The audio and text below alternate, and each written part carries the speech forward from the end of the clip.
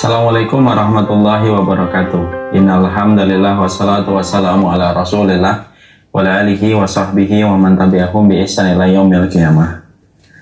Kepada seluruh para pengurus Masjid MRKR yang semoga senantiasa Allah rahmati, dan seluruh para jamaah Masjid MRKR, para santri dan para santriwati yang semoga kita senantiasa diberikan oleh Allah kekuatan hati, selalu bersabar di dalam setiap ibadah, selalu bersabar di dalam setiap ketaatan yang kita lakukan, karena sesungguhnya kita mengarah kepada satu hari di mana pada hari itu kita akan bertemu dengan Allah, di mana pada hari itu merupakan hari pertama, merupakan alam persaksian untuk mempertanggungjawabkan seluruh amal, seluruh perkataan dan seluruh perbuatan yang telah kita lakukan.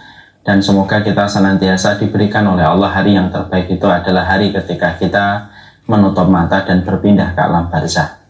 Allah tidak melihat hari yang lalu, Allah tidak melihat hari yang kemarin, tapi Allah melihat bagaimana proses pada hari ketika kita diwafatkan oleh Allah. Makanya Rasulullah SAW menyampaikan, innamal a'malu bil khawatim. Seluruh amal itu tergantung bagaimana penutupnya. Mungkin kita menjadi pecundang pada hari yang lalu, mungkin kita masih suka melakukan kemaksiatan di hari-hari yang kemarin, tapi kita tidak boleh menjadi pecundang, tidak boleh lagi kalah dengan seluruh kemaksiatan dan dosa ketika kita menuju pada hari ketika hari itu kita akan dikabarkan meninggal dunia. Semoga Allah mewafatkan kita dalam hari yang terbaik yang kita miliki. Semoga Allah mematikan kita pada ibadah terbaik yang sedang kita lakukan kepadanya. Dan semoga umur terbaik adalah umur yang terbaik ketika kita terpejam matanya dan tidak membuka kembali. Allah menjadikan kita sehat sampai hari ini. Salah satunya adalah mungkin Allah ingin supaya kita kembali hatinya terlebih dahulu sebelum kembali fisiknya dan jasadnya. Beberapa hari yang lalu ada salah satu jamaah yang datang ke kantor. Beliau menceritakan tentang sepupunya yang baru berumur 21 tahun. Ternyata beliau kemasukan bakteri di tubuhnya, koma selama 1 bulan. Usianya masih sangat muda, 21 tahun, dan akhirnya tidak merespon apapun selama 1 bulan dalam komanya. Sekalinya merespon dengan air mata, tidak lama setelah itu meninggal dunia. Ya, kemasukan bakteri yang kecil sekali ke bagian otaknya. Dan beliau akhirnya meninggal dunia. Kalau kita lihat banyak orang-orang yang jauh lebih muda daripada kita, ubannya belum nampak, padahal uban kita sudah sangat banyak. Umur mereka pun masih bisa dihitung dengan jari, tapi justru mereka meninggal lebih dulu daripada kita, padahal semua alasan yang menjadikan kita bisa diwafatkan itu sudah ada. Tapi Allah masih hidupkan kita dan Allah masih sehatkan kita. Tentunya ini bukan tanpa tujuan, bukan tanpa hikmah. Allah masih menghidupkan kita, Allah masih mensehatkan kita. Bahkan pandemi yang kita lewati kemarin juga kita masih diselamatkan oleh Allah.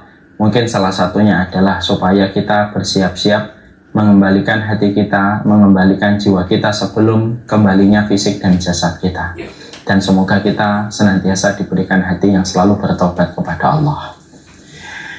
Alhamdulillah, tentunya senantiasa kita bersyukur kepada Allah atas seluruh kenikmatan yang Allah berikan kepada kita, sehingga pada kesempatan hari ini kita berjumpa pada salah satu taman, di mana keberadaan kita pada taman ini, walaupun tidak ada bunganya, walaupun tidak ada buah-buah yang menghiasi dan menjadi panoramanya, tapi inilah yang disebut dengan taman ilmu. Siapapun yang berada pada taman ilmu, mereka bukan hanya lapang pikirannya, lapang dadanya. Sebagaimana kalau kita di taman kan pikiran kita jadi luas gitu. Stressing kita juga kemudian mengendor. Kalau kita berada pada taman ilmu, lebih daripada kita berada pada taman bunga yang indah dan elok pemandangannya.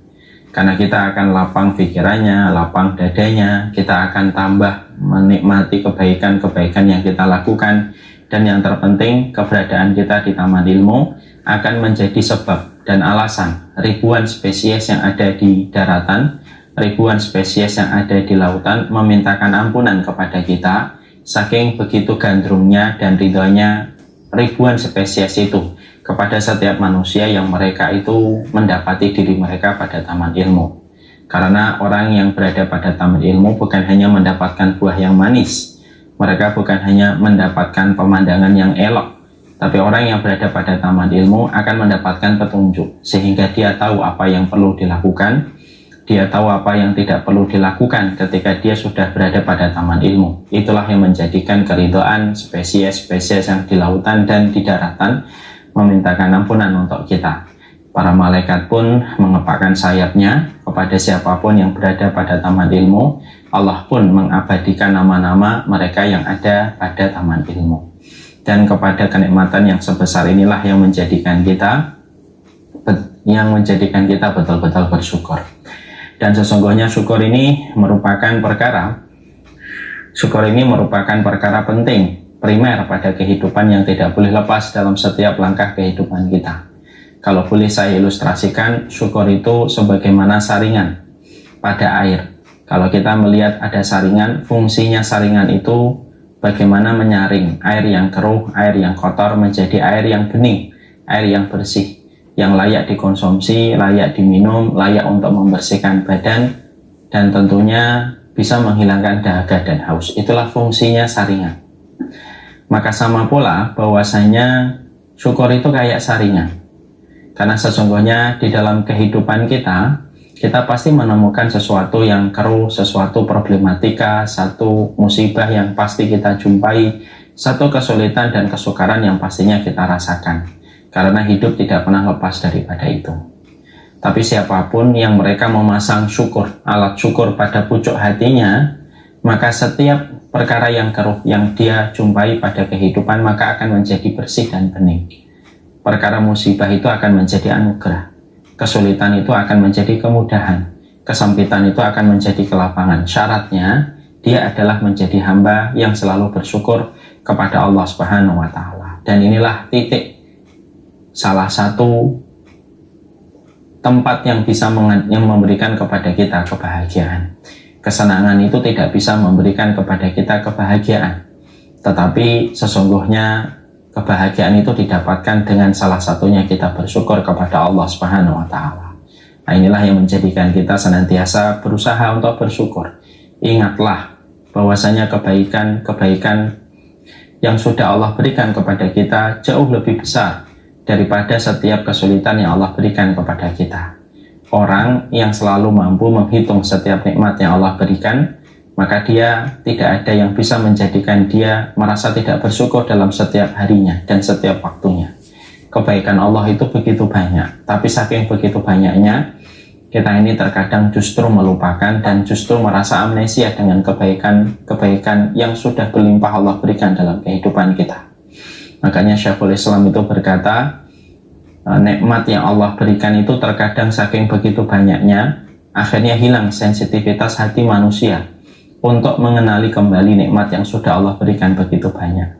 Matahari contohnya, dengan sinarnya yang menghangatkan.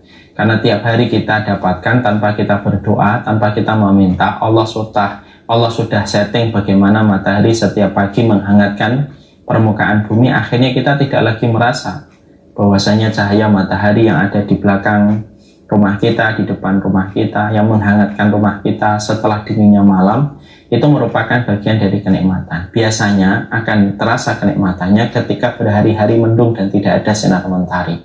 Barulah kita merasa kenikmatan matahari itu terasa. Nah, inilah yang menjadikan kita betul-betul berusaha bahwasanya kita haruslah menjadi hamba yang bersyukur. Yang salah bukan apa yang diperoleh orang lain, tapi yang salah adalah ketika kita kurang mensyukuri apa yang Allah berikan kepada kita. Orang lain tampak bahagia itu bukan karena mereka lebih banyak nikmatnya daripada kita. Mungkin mereka lebih bahagia karena mereka lebih mampu bersyukur atas apa yang Allah berikan pada kehidupan mereka. Kepada Allah kita bersyukur dan kepada Allah kita menggantungkan segala urusan kehidupan kita. Semoga Allah senantiasa memberikan keberkahan dalam setiap kehidupan kita. Amin, insyaallah.